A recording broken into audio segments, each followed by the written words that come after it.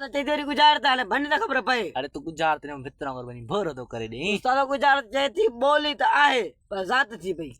मना बोली हुई पर जात थी पई हां बोली हुई पर जात थी पई वाह सही बोली बरोची नथी अन्या सही बचे चाहिए बोली सिंधी नथी चाहिए अन्या बचे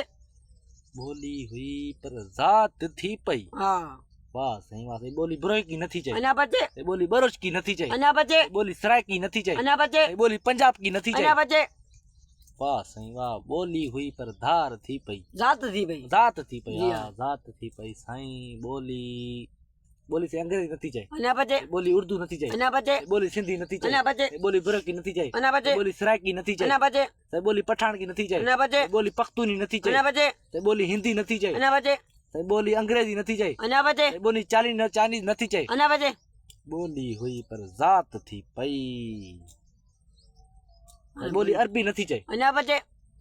वाह साईं तो केड़े किस्म जी गुजरात ने बोली हुई पर जात थी पई जी हां जात जात चांडा नथी चाहिए अन्या बचे जात मरी नथी चाहिए अन्या बचे जात माची नथी चाहिए अन्या बचे जात बिरोई नथी चाहिए अन्या बचे वाह साईं जात रिंद नथी चाहिए अन्या बचे जात खास केली नथी चाहिए अन्या बचे जात बागड़ी नथी चाहिए अन्या बचे जात कोली नथी चाहिए अन्या बचे वाह शुक्रा वाह बोली हुई पर जात थी पई जात जात कोरी नथी चाहिए अन्या बचे यहाँ बच्चे हां जात भील नथी चाहिए अन्या बचे बोली हुई पर जात थी पई वाह साईं वाह सही कोरी नथी चाहिए जात अन्या बचे बोली हुई पर जात थी पई हाणे तू पंहिंजा पेर समानो गुजार 4 मिंट में भजंदो आ वेझिया ने परे आ अन्या तू परे ही पुट बोली हुई पर जात थी पई सही जात माछी नथी चाहिए अन्या बचे सही जात सोलंगी नथी चाहिए अन्या बचे सही जात लाखा नथी चाहिए अन्या बचे सही जात खास केली नथी चाहिए अन्या बचे लठ अन्या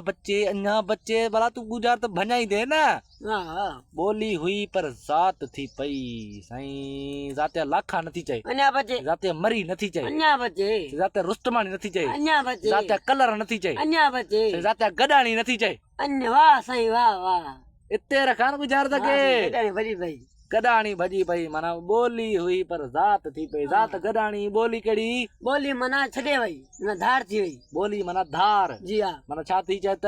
रो मारी पंहिंजे जॾहिं केदम छुट्टी आई हा। त पंहिंजे सहेलियुनि जी चवणी आहे त पहिरां धार हुई हाणे गॾिजी वई हाण गॾ थी वई जी। वाह साईं वाह ताड़ी